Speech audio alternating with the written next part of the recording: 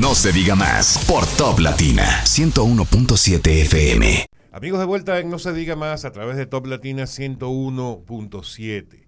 Ya despedimos a doña Damaris Patrocinio y ahora le damos la bienvenida a nuestro próximo invitado, que es el señor Jesús Geraldo Martínez, quien es experto en economía aplicada y regulación bancaria, porque nos interesa conversar sobre lo que está pasando en el mundo, particularmente en Estados Unidos hasta ayer, y a partir de ayer además se suma Suiza. En Estados Unidos ya han sido declaradas, no sé cuál es el término, usted nos ayudará con el término correcto, han caído en bancarrota o en quiebra dos instituciones bancarias, el Silicon Valley Bank y Signature Bank. Y también el First. Correcto. Y en Suiza ayer una institución que viene siendo la segunda institución financiera de ese país, Credit Suisse, también se ha declarado igual en quiebra y está solicitando 50.000 millones de euros para poder ser rescatado por el Tesoro suizo. En todo caso, cuéntenos usted, nos preocupa, aunque ya algunos medios han salido y algunas autoridades han salido a decir que en el caso de República Dominicana no existe ningún riesgo, pero sea usted como experto quien nos pueda ayudar a entender esto. Así es como tú has señalado. Lo primero que hay que entender es que en Estados Unidos hay 5.000 bancos comerciales, es decir, una cantidad enorme. Y el Silicon Valley era el banco número 14 dentro del tamaño de los activos. El principal banco es JP Morgan, que es de 4 trillones de dólares, que es 40 veces el tamaño de la economía dominicana y 20 veces el tamaño de Silicon Valley, para que tengamos una relación entre el tamaño, el banco más grande de los Estados Unidos y el banco que quebró, que era un banco regional. Los demás bancos, que es el Silvergate, es un banco de criptomonedas, y el Signature, que eran bancos locales de New York que apoyaban el sector de la criptomoneda, y como el sector de la criptomoneda se ha ido abajo, también las acciones, el valor de ese banco, las operaciones también se fueron abajo, y que iba a afectar básicamente por las propias empresas de criptomonedas que han fallado. Eso es un elemento aparte que también se decidió la Reserva Federal, el Departamento del Tesoro y la Corporación Federal de Depósitos de Estados Unidos, de Seguros de Depósitos, decidieron salvar a los depositantes. Ahora bien, ¿qué pasó con Silicon Valley Bank, un banco regional? Un banco regional en Estados Unidos es un banco nacional que opera a todo lo largo de costa este a oeste. Primero hay que entender qué es lo que hace un banco. Generalmente, en lo básico, un banco capta recursos del público, de la gente, de las empresas, y lo coloca. Entonces, ese dinero que capta del público, ¿dónde lo tiene? Uno tiene, mirando una hoja de balance, tengo disponibilidades, los activos líquidos, el dinero que tengo para que si me van a retirar el depósito, se lo pago. Tengo inversiones. ¿Dónde ponía Silicon Valley sus inversiones? En títulos del Departamento del Tesoro. ¿Dónde lo ponen los bancos dominicanos? En títulos del Banco Central, en títulos del Ministerio de Hacienda. Y luego prestaba a empresas tecnológicas, empresas startup, empresas emergentes, que después de la pandemia el banco tuvo un crecimiento extraordinario, sobre todo porque se aceleró la transformación digital del mundo con el tema de la pandemia, con el trabajo remoto. Entonces esas son las tres colocaciones. Entonces, del otro lado, esos son los activos del banco. Por el lado de los pasivos, yo tengo el dinero que capté del público y de las empresas, los bonos que emití a nivel de, como banco yo puedo emitir bonos. Aquí también los bancos emiten instrumentos de valores, de captación a nivel del mercado de valores, y tengo a nivel del patrimonio, mi patrimonio, las acciones que se cotizan en bolsa en Estados Unidos, y luego las utilidades. Entonces, ¿qué se da en el banco? Con el aumento de las tasas de interés de la política monetaria de la Reserva Federal en el año 2022, todos los instrumentos de valores emitidos en el mercado de valores comprados en el 2020 y en el 2021, que fueron casi a tasa cero, muy cercanos de cero, perdieron valor del mercado, el riesgo de mercado se llama eso. Entonces, ¿qué hace el Silicon Valley? Que ahí cometió un error estratégico de comunicación. El día 8, miércoles 8, anuncia que perdió 2.250 millones por pérdida de venta de títulos del Departamento de Tesoro, que tú lo compraste en 100, pero cuando lo iba a vender en el mercado, te dicen, no, ese título no vale 100, vale 85. Pero ¿qué sucede? Que de cada 100 pesos que tiene un banco americano, 95 son de los depositantes y 5 son de los accionistas. Bien, a nivel de la estructura, y tú dices acá, pero si el bono que está vendiendo ahora vale 80, eso significa que los depositantes perdieron 15 y ya los accionistas perdieron todo.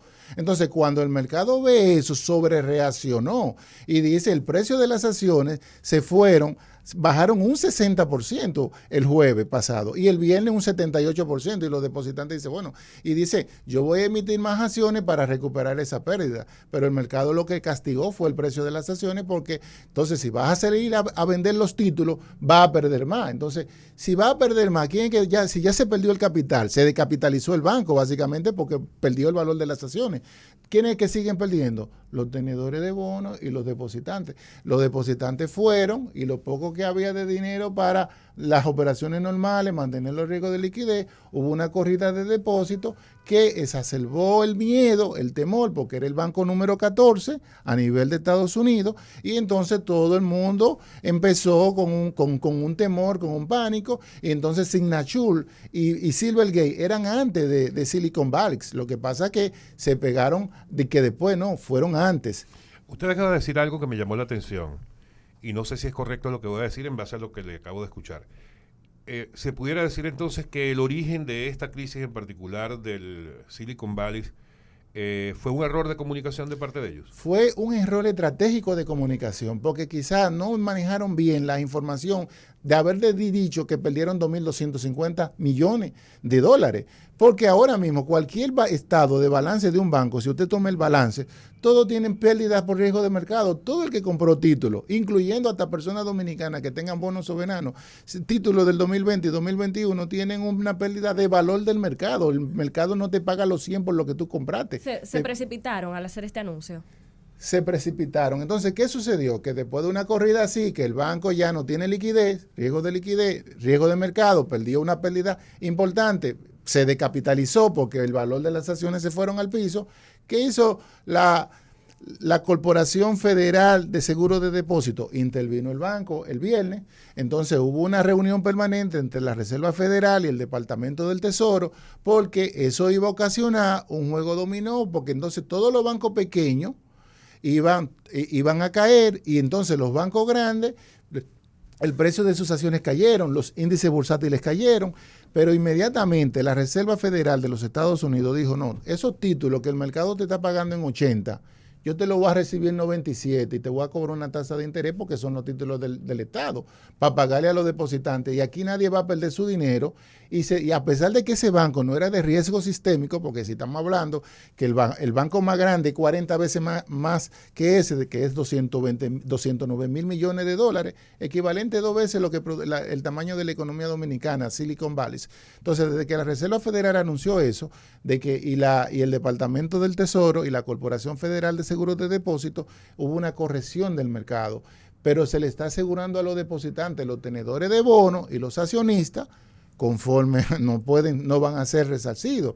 Pero eso puede tener un problema porque hay muchas empresas que compraron bonos, entonces todavía no se sabe. Entonces, con relación a Suiza, el Credit Suisse no ha quebrado. Eso le iba a preguntar, entonces, ¿qué pasa en Suiza? En Suiza, lo que sucedió que el Banco Nacional Saudí dijo, que es el principal accionista del Credit Suisse, dijo que no iba a seguir haciendo más inversiones, más aportes de capital, porque había entre los instrumentos derivados hay varios contratos swap que tienen una probabilidad de impago de un 40%. Entonces eso puso en pánico de una vez al Credit Suisse, y que, pues también el Credit Suisse le está yendo mal. Entonces, ¿qué hizo? Entonces, la Agencia Supervisora del Mercado Financiero de Suiza y el Banco Central de Suiza, que se llama Banco Nacional de Suiza, le dieron una asistencia de 50 mil millones de liquidez. Inmediatamente, en el día de hoy, las acciones del Credit Suisse han aumentado un 30%. Entonces, ¿qué ha sido lo importante acá? La respuesta oportuna de los reguladores y de los supervisores, tanto en Estados Unidos, tanto en Suiza, y Europa también salió diciendo, mira, el sistema de nosotros es fuerte. España salió, el sistema de nosotros es fuerte. Igual también hicieron las autoridades dominicanas, cuando sacaron su comunicado el martes, diciendo, mira, la República Dominicana, primero, los bancos dominicanos no tienen relaciones con Silicon Valley, por lo tanto, no hay ningún tipo de posición a pérdida.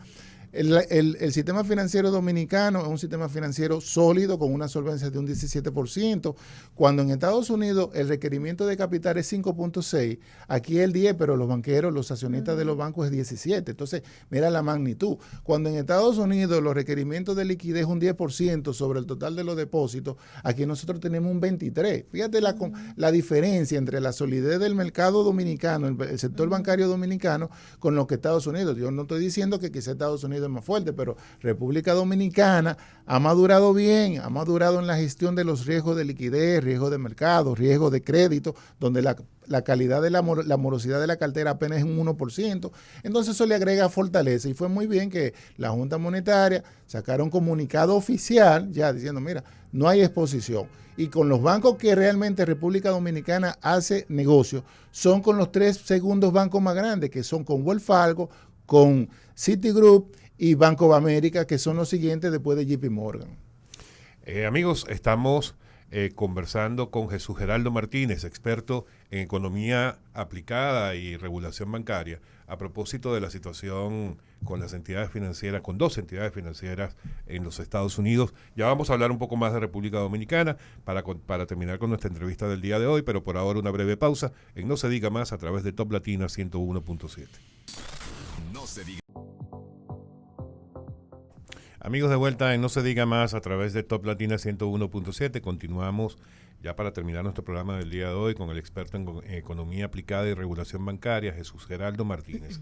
Señor Martínez, a raíz de esto que ocurrió en Estados Unidos, con estas 2 pequeñas instituciones financieras, hubo una declaración, voy a traer un caso de afuera, una declaración del presidente colombiano Petro, donde, haciendo uso de un discurso que pudiera ser considerado de alguna manera populista, siendo quien es, hace un llamado a las administradoras de fondos de pensión colombianas que tienen colocaciones en el exterior, como es lógico, a que lleven esos dineros de vuelta a Colombia ante lo que él llamaba en su declaración el riesgo del sistema bancario o sistema financiero internacional. ¿Usted considera que algo así es correcto? En el caso de República Dominicana, para hacer el paralelismo, ¿sería igual de positivo o negativo como lo está planteando Petro en Colombia? Mira, lo primero que quizá habría que ver el contexto donde ella elijo esa conversación.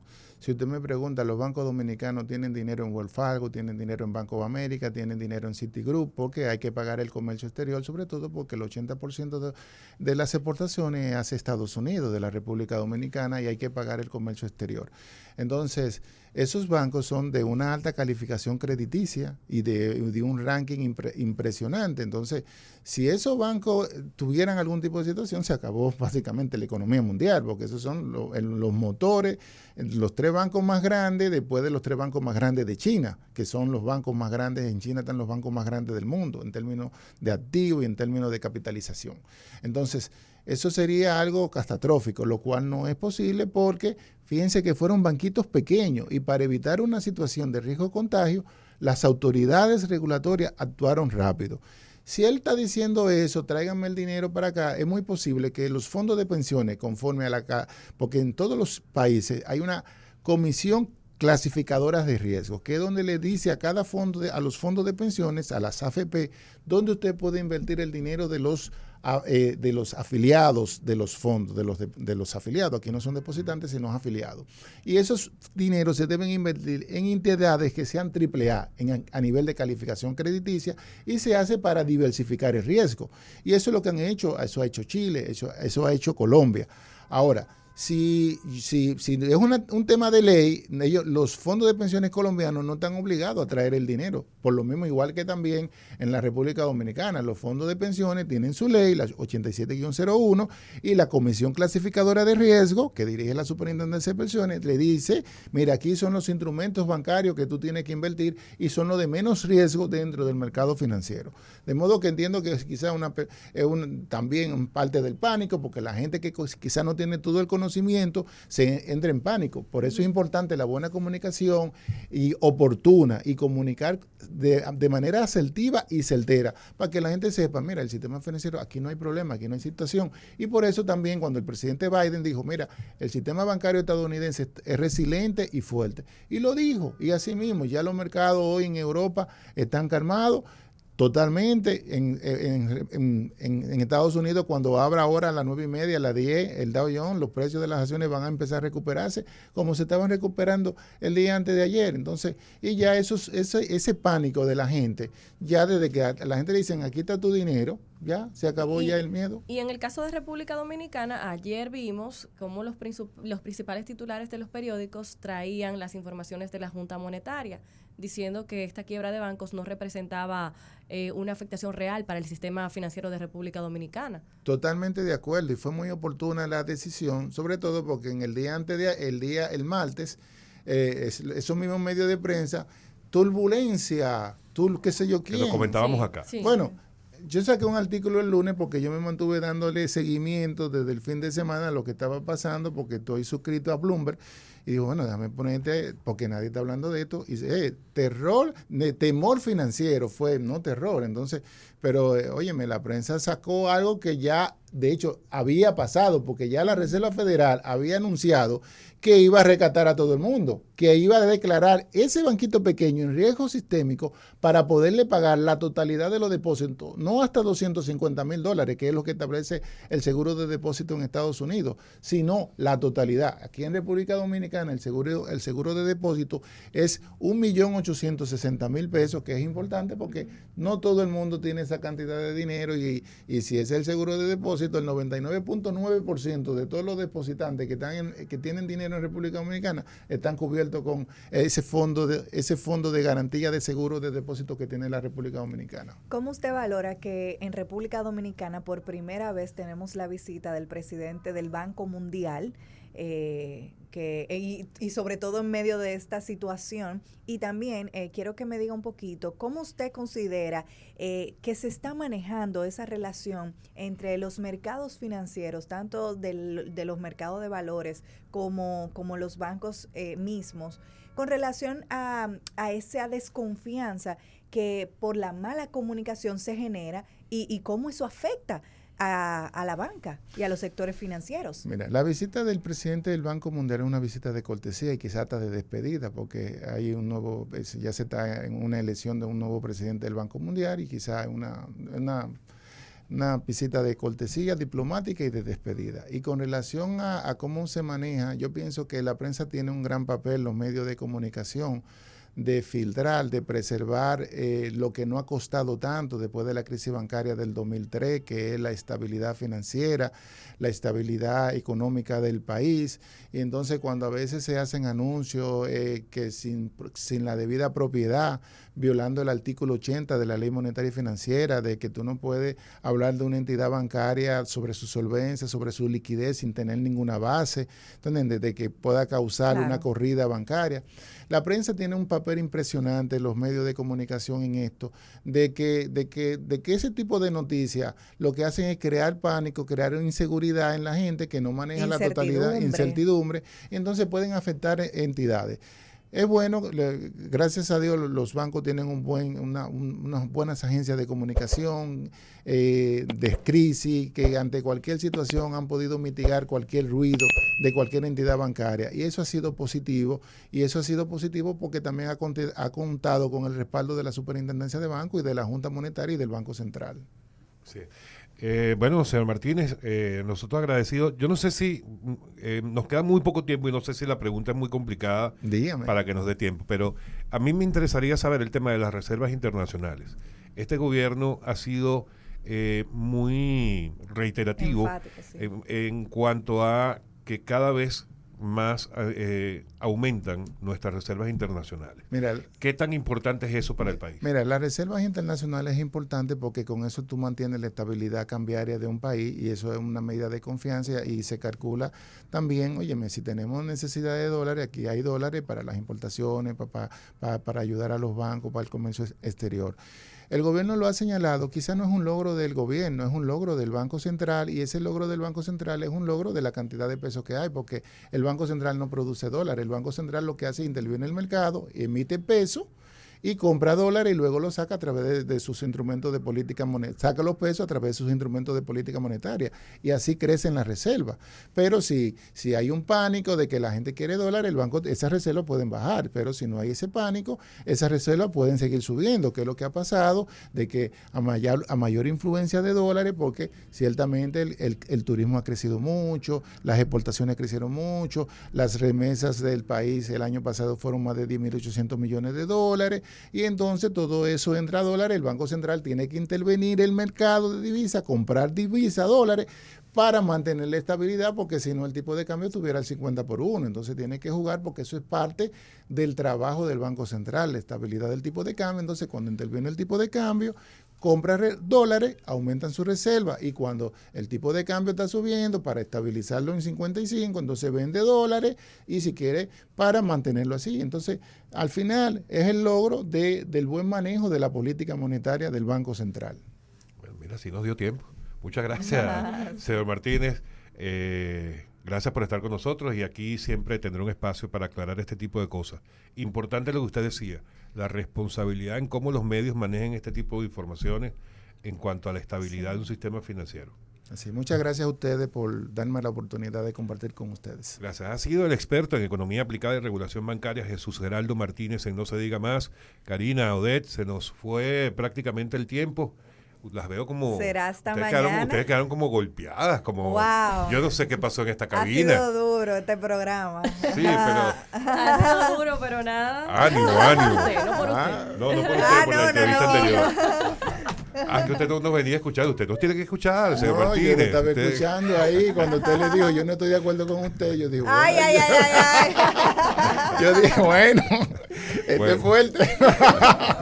En todo caso, ánimo, que mañana es viernes. Mañana es viernes. Recuerden, amigos, aunque nos hayan eliminado ayer del Clásico Mundial de Béisbol, vendrán más adelante, hay casas amobladas y con vista al mar. Tú sigues celebrando, que tal vez Venezuela...